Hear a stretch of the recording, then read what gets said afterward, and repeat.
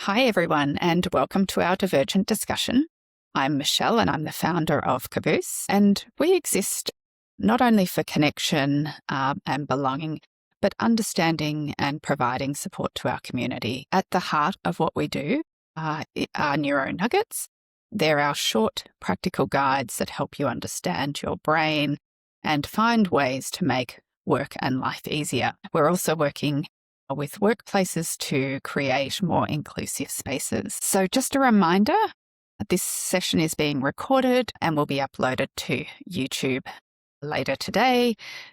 We'll have time for questions, so for our audience, please feel free to drop questions into the chat and we'll get to those either as we go or at the end. So I am thrilled and very excited to welcome Daniel Rojas, who is our guest today, to talk about all things success in tertiary education. So Daniel started Achieve, which is a specialized coaching service to enable autistic teens and adults break through the challenges and achieve satisfactory outcomes socially, academically, and at work. Daniel is an organizational psychologist and has also trained in autism development and coaching in the USA. He relies on evidence-based approaches that are unique to helping neurodivergent individuals. Daniel has over 25 years' experience in leadership development and has worked across industries in Latin America, USA, and Australia. He has helped a wide range of leaders find and transition into new jobs, engaged with others at work to try new behaviours and successfully handle business challenges. Also, a fun fact, Daniel and I worked together many years ago when we were both at one of the universities here in Melbourne. So it's been great to reconnect with Daniel. So welcome. Thank you very much.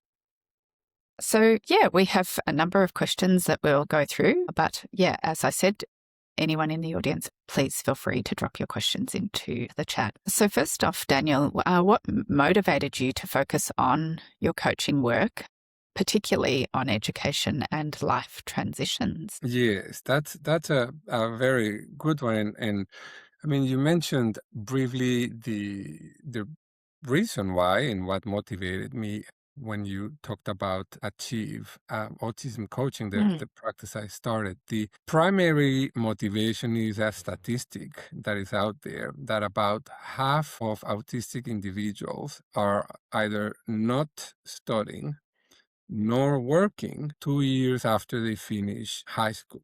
Okay.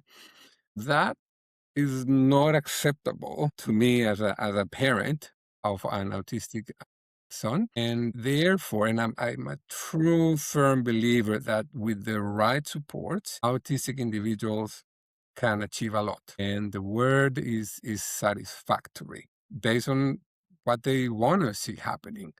And so that's my commitment, and that is to put in place what you do so you can achieve and be on the 50% that is at school or working and not on the 50% that is sitting in a couch. That's the motivation. Now, in terms of the transition, look, the transition is a pivotal moment. Because in the transition, say from high school to university, or say from university to school, what you have is there is a gap, a supply and demand gap. If you look at it, in terms of supply and demand terms. So the demand of that environment that you're moving into is bigger. So from school to uni, the demand is going to be a lot bigger in terms of what's expected of you. And then the skills that you bring into this new environment, which is more challenging, are the same. So then the gap is why it gets wider.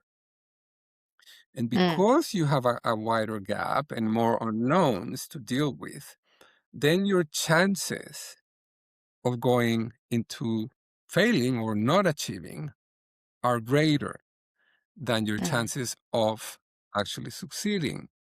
And so it's a pivotal moment.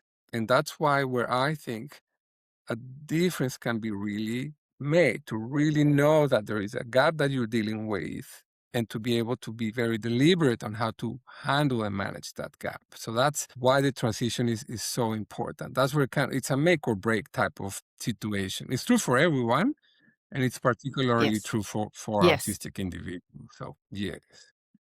It is particularly challenging, I think, the transitions, both life transitions and educational transitions. I know from, our experience, particularly with my son, the transition between, high school, between primary school, junior school, and into the senior school, secondary school system was tricky, and Yeah, also, yeah, life transitions through education, TAFE, and even work transitions.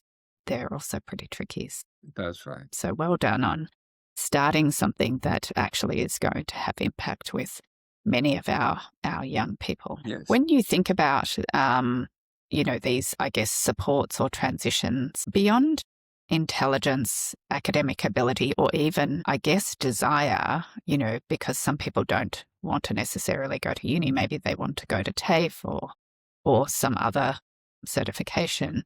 What skills or supports most strongly predict success in tertiary education, given that's the kind of topic we're on Yeah. today?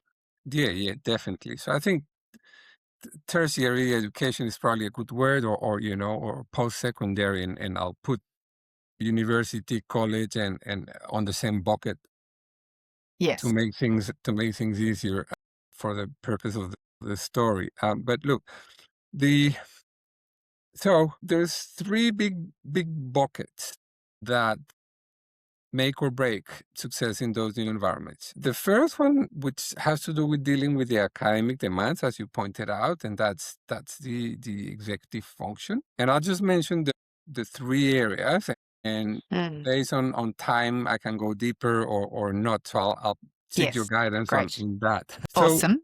the issue to coping with the academic demand, um, like three sub parts to it in the executive function, right? The first one is planning and organizing, and how to get there and being able to plan and organize yourself to deal with a big demand, a number of courses, interactions, etc.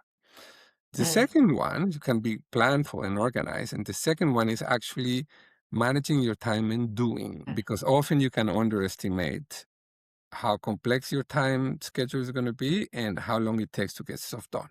So time management and doing is a second big bucket. And then Mhm. a third one, which is less common, is what I would call keeping your cool. And that has to do with I love emotional that. Keeping control, your cool. with flexibility. Sometimes these are the areas that are the hardest. And Mm. so being able to actually keep your cool to deal with all of those demands, emotional control, impulse control, those types of things that belong to executive function. That's one big bucket. Okay. The Yeah. second one is access existing resources.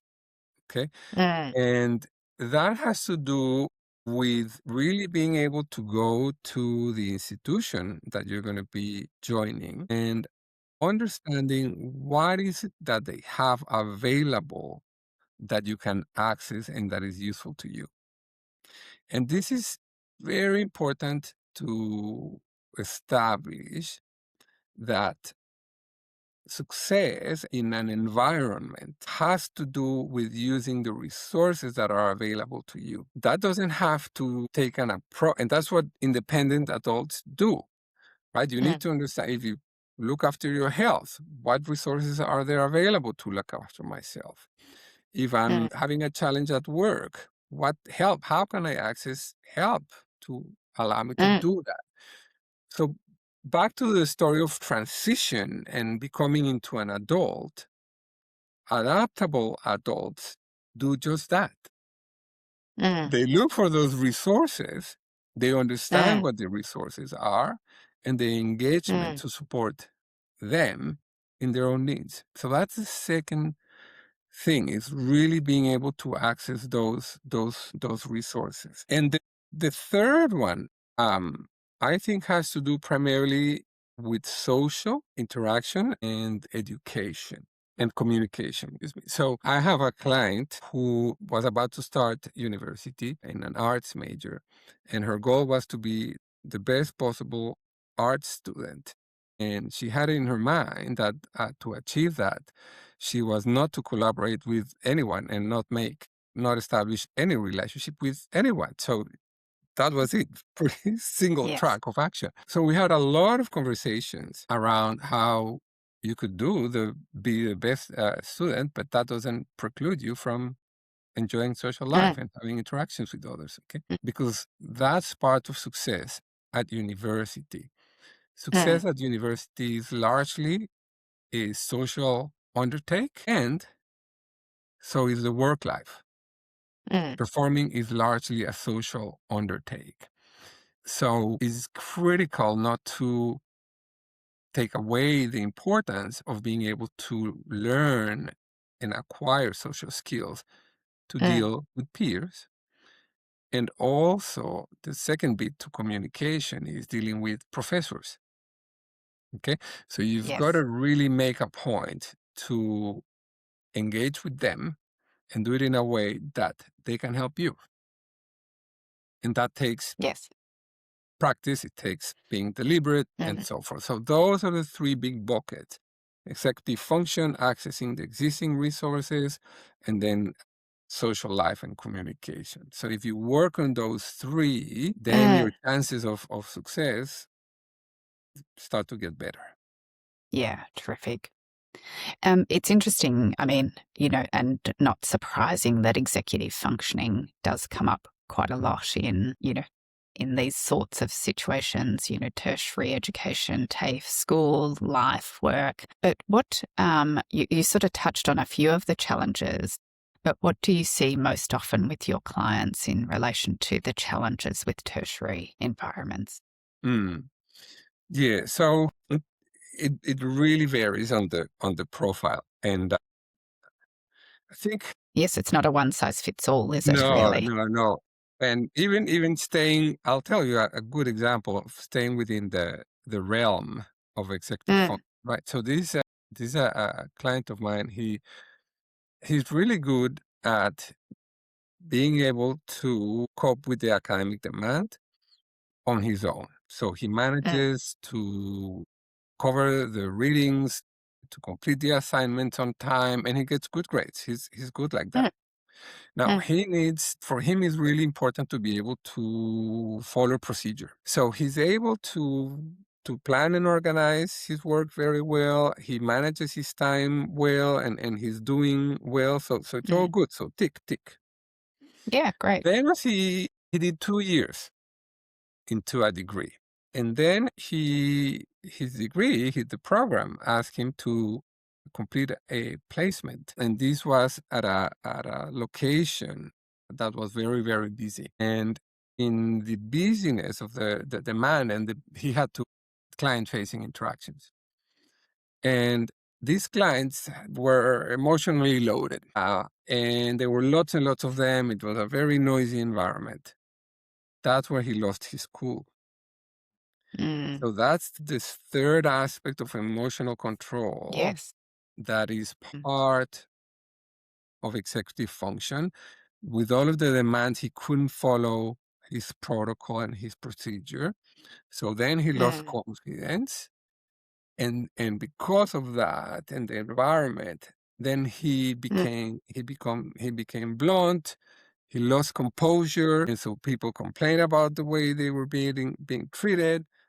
And that then resulted in him failing that subject, that placement, and mm. having to change course.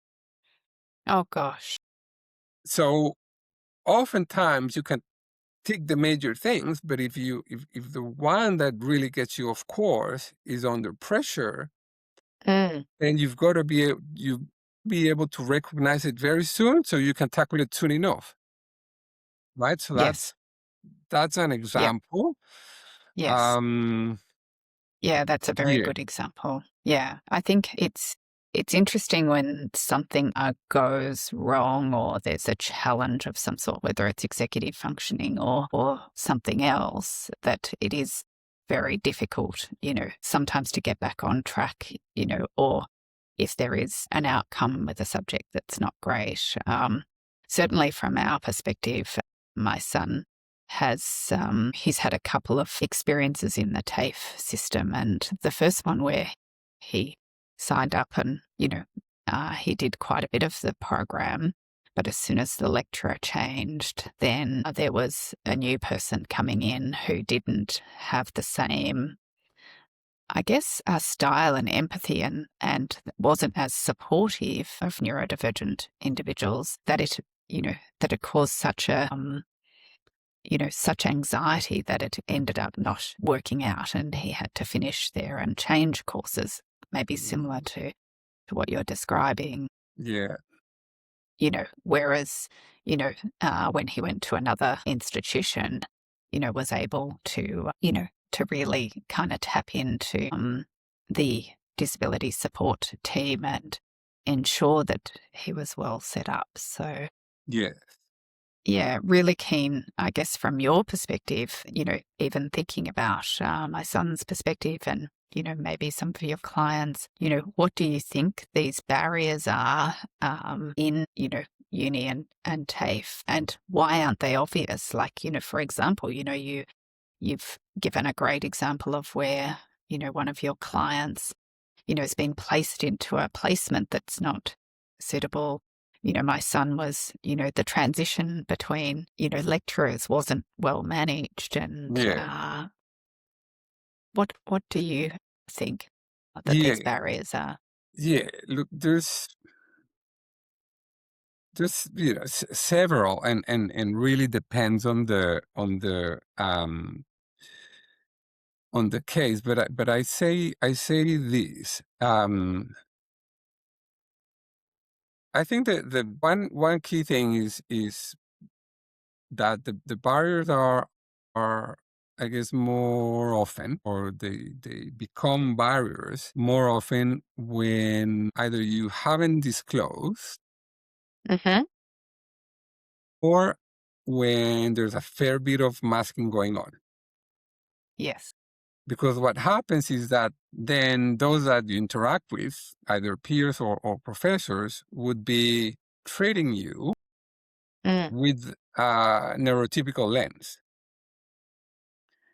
And with that, then you miss the opportunity to have a different type of interaction with others Mm. that is more true to yourself, Yes. right? And Yes. so the moment you are explicit Mm.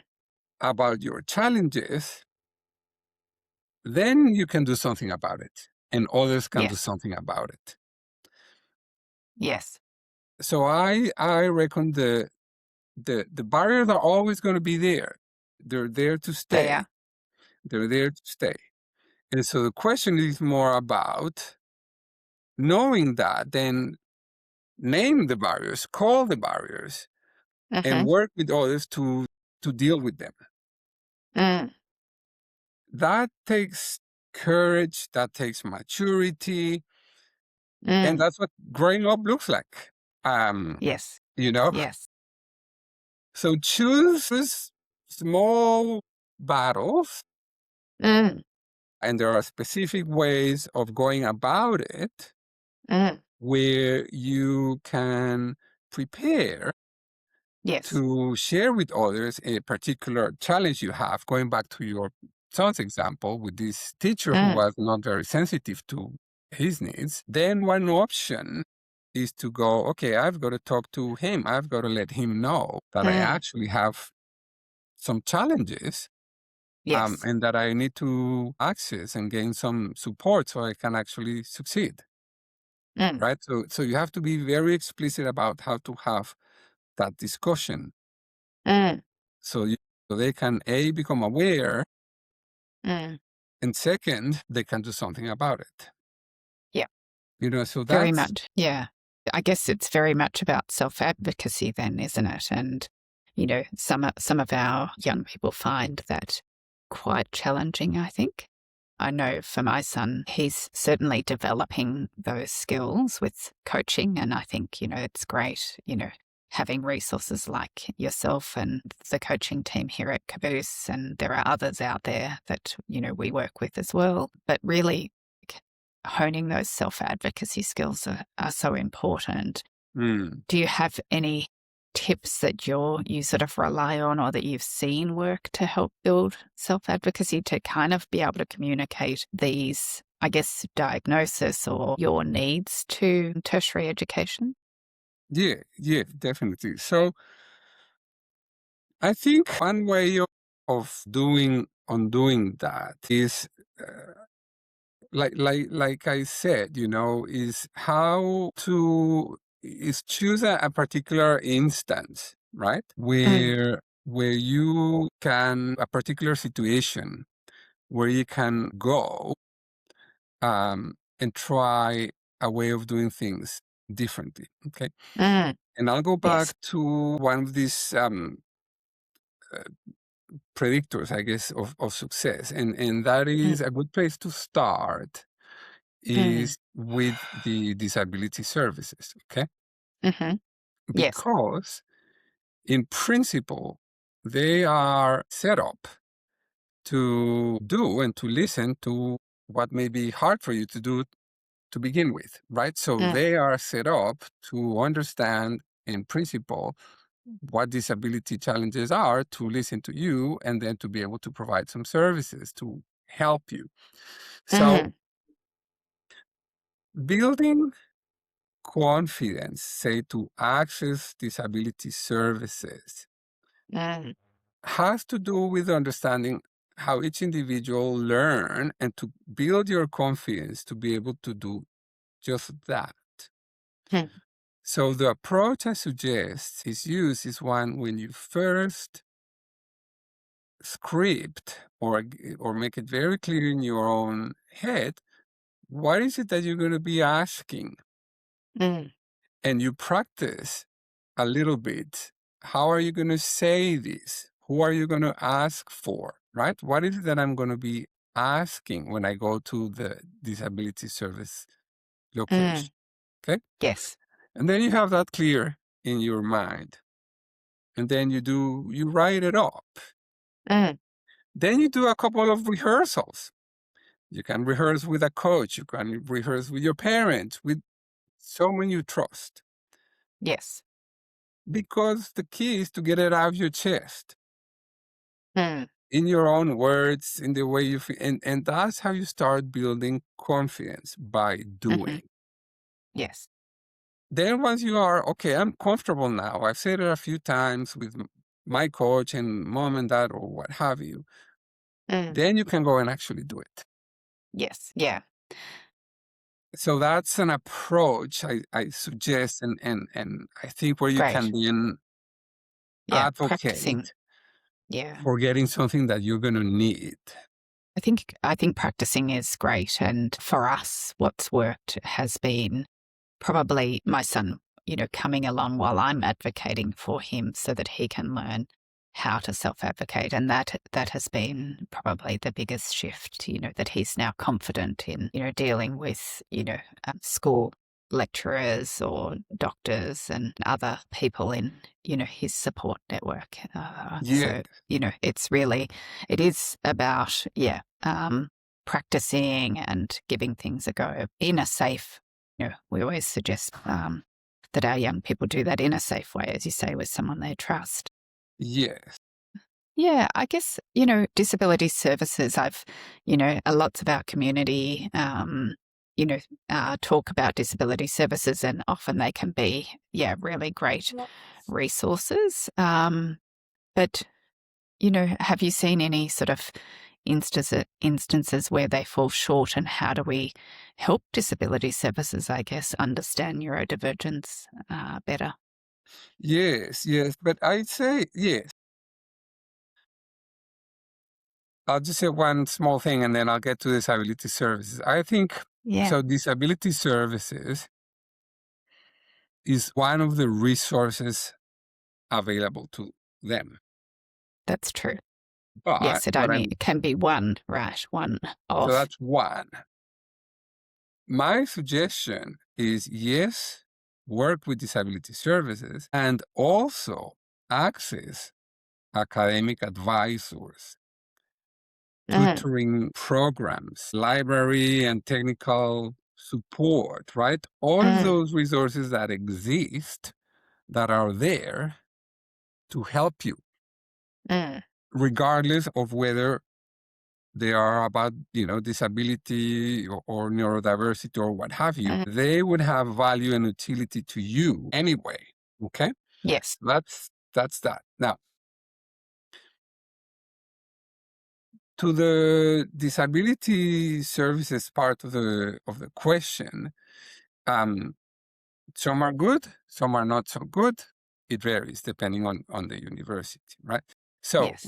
my suggestion when dealing with them or with assessing how good are they, ideally something you want to do before you join the university or early as you start to plan joining the university, because when doing that, you're going to gain a level of confidence, ideally, that the resources are that you need are there. Okay. Yes. So the first aspect is the breadth of services that they would offer. So as disability services is better if the breadth of the services is wider. Okay. For example, in principle, a good list should cover a range including, independent living skills, academic support. Do they offer social skills, build training or clubs? Do they have health and wellness programs or career and employment support? So my suggestion is do some homework in your desk Yes. and then Yes. go and interview them and ask them, tell me what's the breadth of services you offer that I could be accessing? So that's the first question, breadth. The second is the depth, right? And that is it just information that you're going to give me, a couple of links that I can access? Is it just knowledge? Or what steps do you take? Do you convey do you interact with the professors? What type of support and engagement? Do you follow up? How am I doing? Do you provide accommodations, more study time or access to a copy of the professor notes? Or help me navigate all of the various platforms that they get to use where they put the assignments and so forth. So Yes. how pragmatic is, because where they tend to fall short is they'll give you a big printout of stuff that you never get to.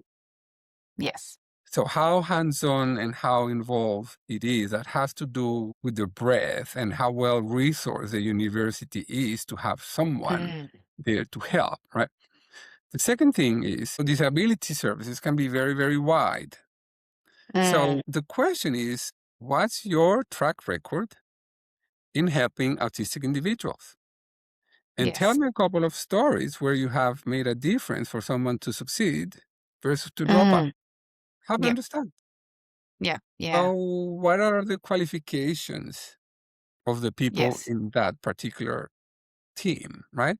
Yes. And I think a key thing from the story you shared is, what training have professors received? So the story from Yes. your son is he had one who maybe have been trained, or he naturally had the inclination and the knowledge to do things Yes. differently, and the second one didn't.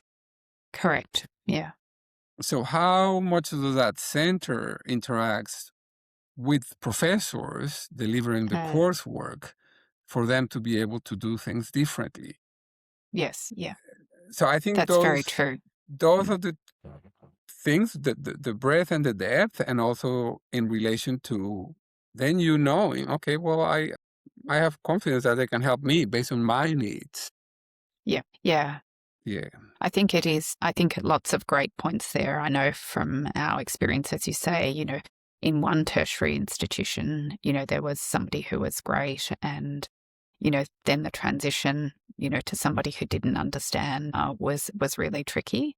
And even though then it was engaging disability services, they're trying to advocate on your behalf, and it was really actually the wrong way around. The next time we went straight to disability services at the start, and that made things much smoother. So I Yeah. think, like you say, disclosing early is great. But then, as you say, some teachers in schools and some tertiary education professionals, also are better at managing this than others. But yeah, I think the advocacy, is really important for sure.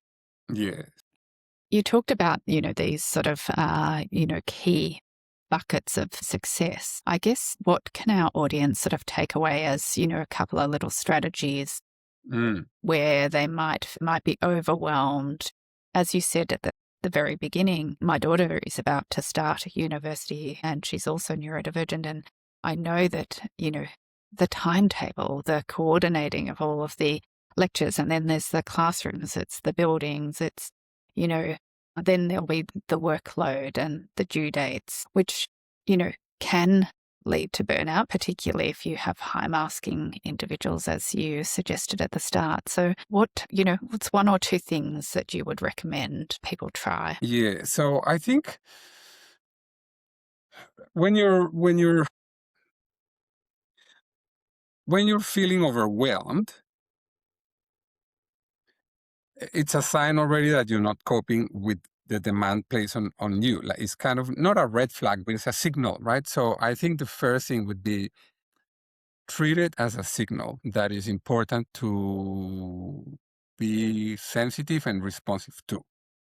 Mm-hmm. So don't go down the path, don't soldier on. Okay. So Mm. that would be the first thing I would say. Don't soldier on. So I always say for everyone. So when you're confused, and I say this to my kids, raise your hand the minute you're confused, not 2 weeks later. Yes, that's true. So, so the True for minute all of us, really. it's true for everyone. Yeah, yeah. So the sooner Mm. when you do something when you're experiencing overwhelm, the better. So do it soon. That's the thing.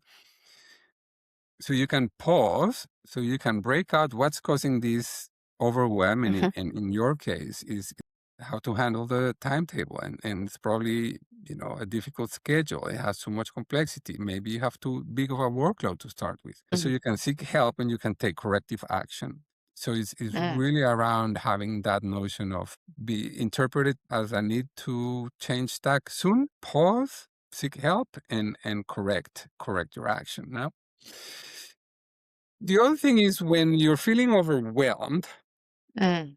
there's kind of a long list of issues that could be triggering. And I think you need to have kind of a map of how to track it. So start with your body, with biological factors. Are you Mm. sleeping enough? Is there too much light? Am I taking my medication? Am I moving enough? So the Mm. scheduling issue may be the issue, but may not be the issue. Mm-hmm. The overwhelm may be coming from the fact that I'm not moving enough Mm. as I'm That's used to. And true. if I were to move enough, I would have more energy to deal with the schedule.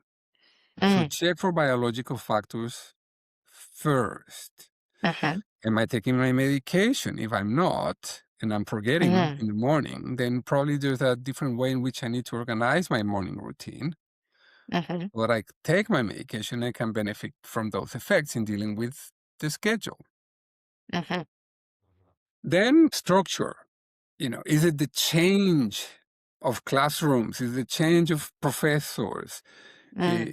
Is it that I really need a routine that I just don't understand yet, or changing environments is hard for me, right? Is it the Mm. structure that I haven't got right? Is it getting there Mm. that is being difficult, right? So what are the structures and Mm. the routines that are in place? So that's kind of a second bucket of categories that can be causing Mm. the burnout. And the third one is the task demand. So I think it's Mm. important. So less is more. If you try, and this is true for everyone, but if you try to bite more than you can, if you bite more than you can chew, then you're going to be in burnout. You're going to struggle. Mm. So know you what you can actually handle and succeed with that. Yeah. So, and then seek support from support services, from disability services. If they don't have them, get them somewhere else. Yeah. From mom and dad, or from siblings, or from coaches, from tutors. This is key. Mm. Recognizing that you need help and seeking for help is what adults do, Mm. right? So, Yes. so that's the learning. Be Yes. comfortable knowing I need help and go and get it. Yes. That's what Yes, growing up it's a looks like. confidence. Yeah, it is a confidence to ask, I Yeah, think, yeah. And and we're all imperfect. We're all learning. We all make exactly, mistakes. So make no exactly, mistake. That's the way it is. exactly. When you think about um, university and even TAFE, there's quite a lot of group work required, whether it's, you know, I think back to, my time in universities and, knowing what my son's been doing at TAFE, there's always a component of, interacting with the other students, either, on a project or a practical or an assessment. And I think there is a big risk, I think, for our young people to mask in that environment to try and sort of fit into a group. How can they sort of balance that pressure of, Mm, masking and unmasking and doing that yes, safely? yes. That's a tricky one. Mm.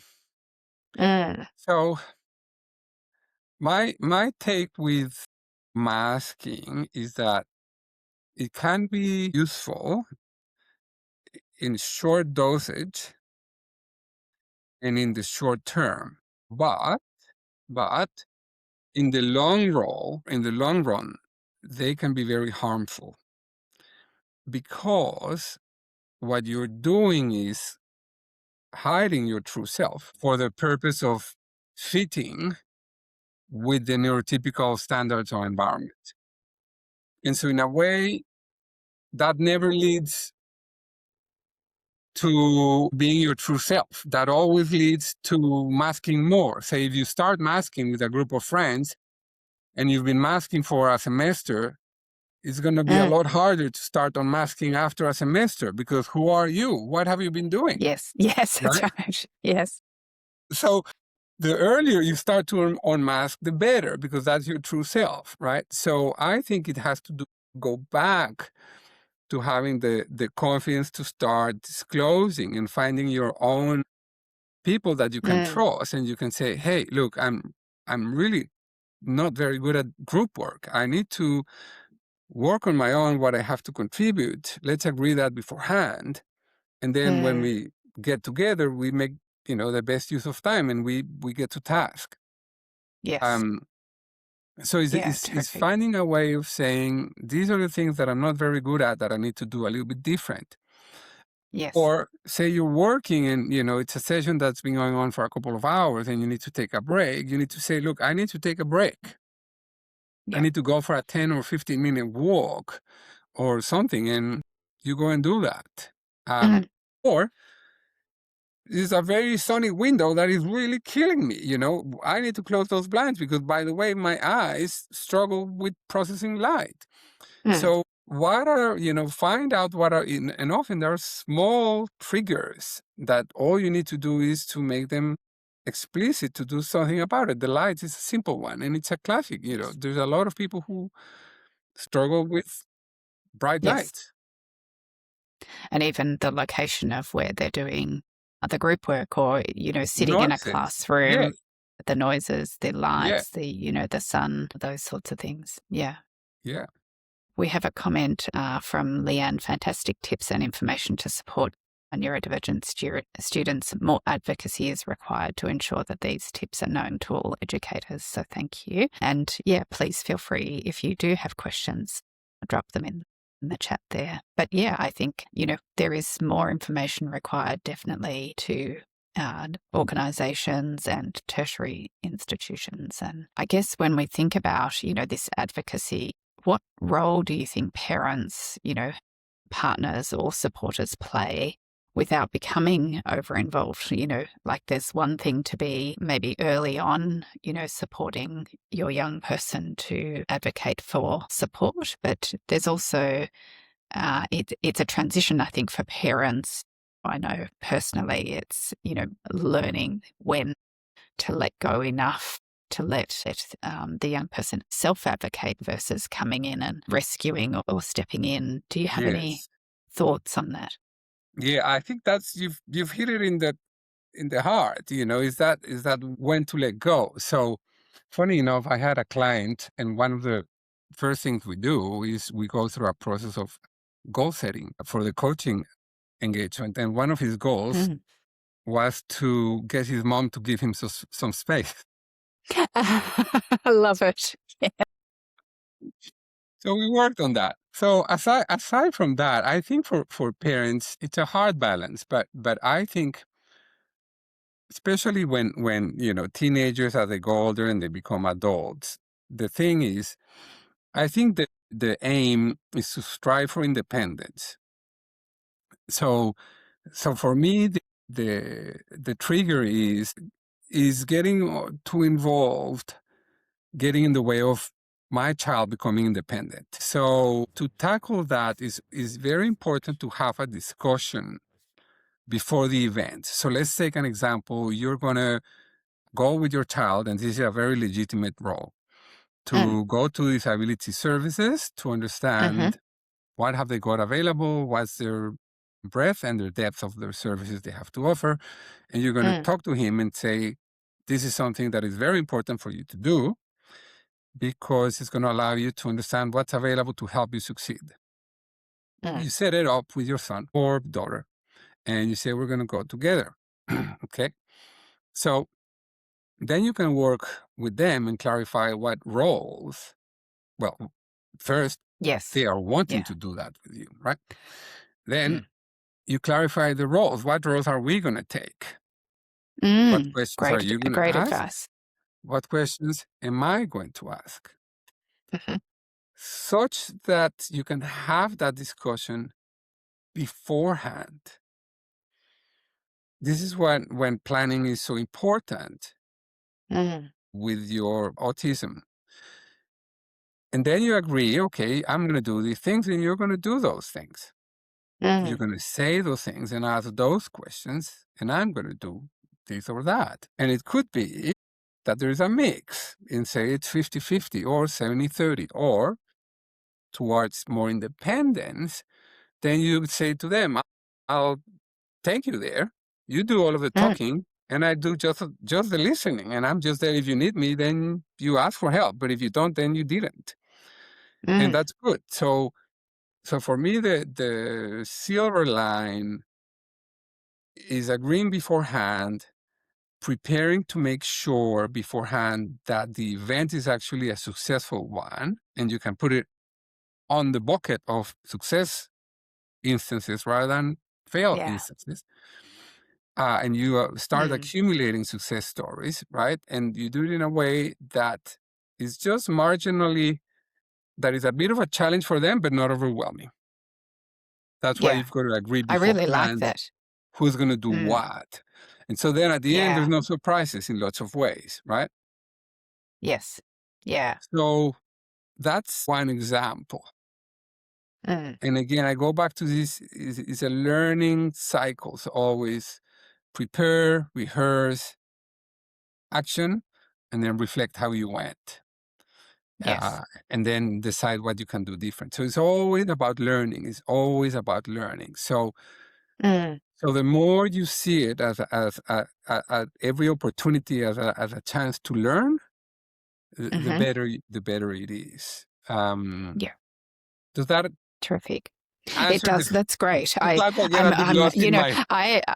No, I'm processing. I'm like, yeah, that's it. It's great to think about, I can imagine driving, somewhere, whether it's in a medical appointment or a tertiary education or, Yes, you know, um, some other social event, but thinking about what role you as a parent, supporter, or, um, advocate play and agreeing those roles ahead of time. yes, It's also yeah, I mean, it's much more empowering for our young person to have had that conversation. They're clear what Yeah, they're not sort of waiting for you to jump in either. Like if they need space, sometimes finding the exactly. words can be tricky. Yeah. And that's fine. And what that does is that it opens Mm, a line of communication and it gives your child the chance to say, I've got this. yes. That Yeah, does. great. Yes. Love it. We're we're Yeah, we're coming we're coming towards the end, so sure. don't forget if anyone has questions to drop those in. But I guess what's one or two things you think educators or practitioners watching could do that would really change or improve student outcomes? Mm. Yes, I think I reckon the first thing is we all get busy, and it's always more efficient to do things the way we have thought about it and the way we've been doing it. And we all live busy lives. Mm, Work is hard. mm, So for me, the issue is that the ask is take time to see it from their perspective. mhm, If you have it hard, someone with autism has it harder and always will because they have a lot more challenges. So take it on yourself to stop and to see it from their point of view. That's the first thing, right? They have it harder than you do. Second is take it on yourself to make a difference because you can make a difference. And you can make a difference with small things. So for me, making a difference into someone else's life matters a lot and matters a lot more than anything in this world where the only thing that now seems to matter is money and power. So make a difference into the other person being able to have a good experience and succeed. So mm, these are a bit philosophical, but I think that's the first thing I would say. And then on a more pragmatic note, is take the time to ask them, what's working for you? What is mm, not working for you? What are you finding challenging? And what are things that would make your life easier?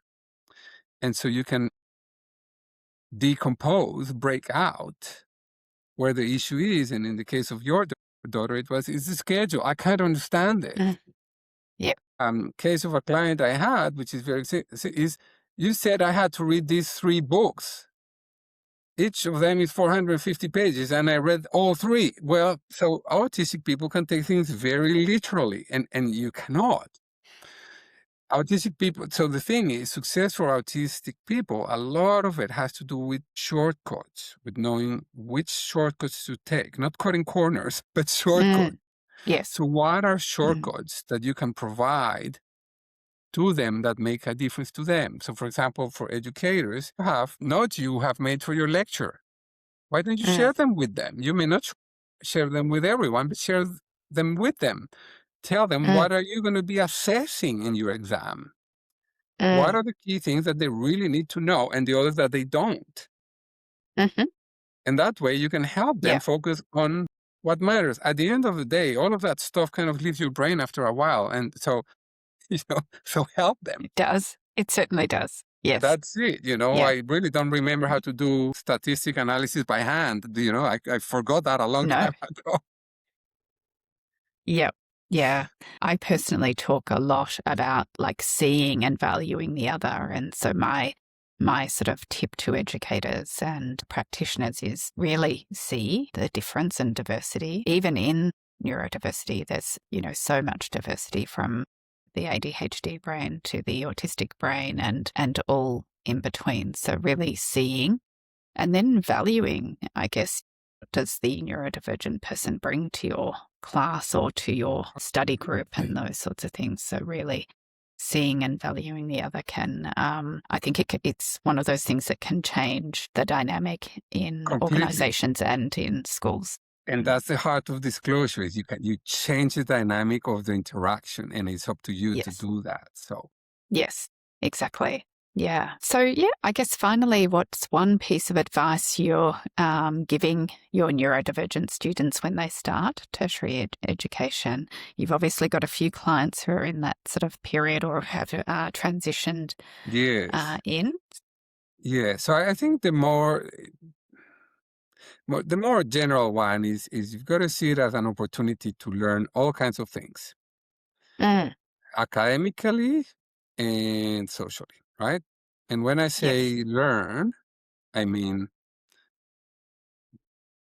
give yourself a chance to make lots of mistakes yes. and get really good at making mistakes Mm-hmm. because that way you get to learn. So every mistake is a chance to learn. So don't be Mm, afraid to do that. And in doing that, you learn how to do things different. Okay. yes. So that's the first thing. Now, university in lots of ways is a good learning environment because you still can get some support. And so it's a period of time, say 3 to 5 years or whatever, where you can really get your skills up Mm, because from there you're going to go to work. And when you go to work, there's no disability services there. There's yes. no Well, hopefully tutoring. there's HR. Hopefully, hopefully. Um, so the support and resources diminish as Mm, you go into adulthood. So it's a perfect ground to learn and to upskill. The second mm, thing is really work hard and engage quality supports to help you meet expectations. So know really well what's expected of you and make a good plan to get the support you need. The more support you use, the better you will be, and you'll build your case of confidence and achievement. yes.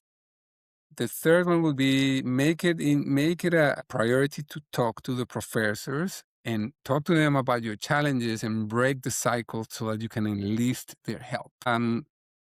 And the last thing is find your pals, find your mates, find your tribe, join a club, Mm, whatever is it that interests you.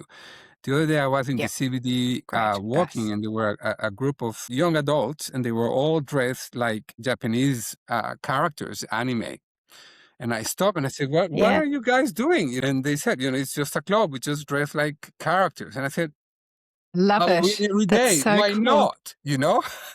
But- and if That's that's so what you cute. like, then do that. Yeah, You great. know? Yes, So join a club exactly. of something that interests you.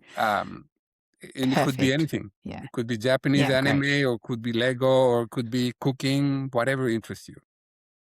Yeah, great advice. And we have a question from our audience. Do you have a view on how long you think the maximum period is of the gap between secondary and a willingness to transition to tertiary? How long Do the you the have any gap in terms thoughts? of taking Yeah, a break in between the two things. I yeah, think that getting yeah. out of a break is harder than not, Mm, because then you become comfortable with that situation. mhm. And so that's that. The second thing is you have to be very aware of the timing of universities. So some Yes. programs are offered only annually or twice a year and so forth, and then that requires some time in Mm, front to submit an application, to understand it. So yes. I would tackle the question as use the time to your own benefit Yes. and plan for.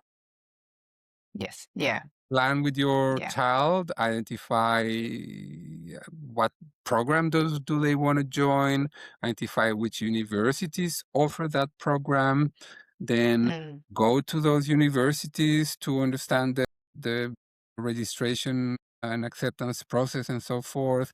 Go to disability services. So use the time not as wait time, but as prep time. yes. Yeah. Yeah. Yes, Good. Good That's advice. what I Yeah. that's what I I would do say. think a gap is. And how Mm, long it takes, it depends on each person and how active you are.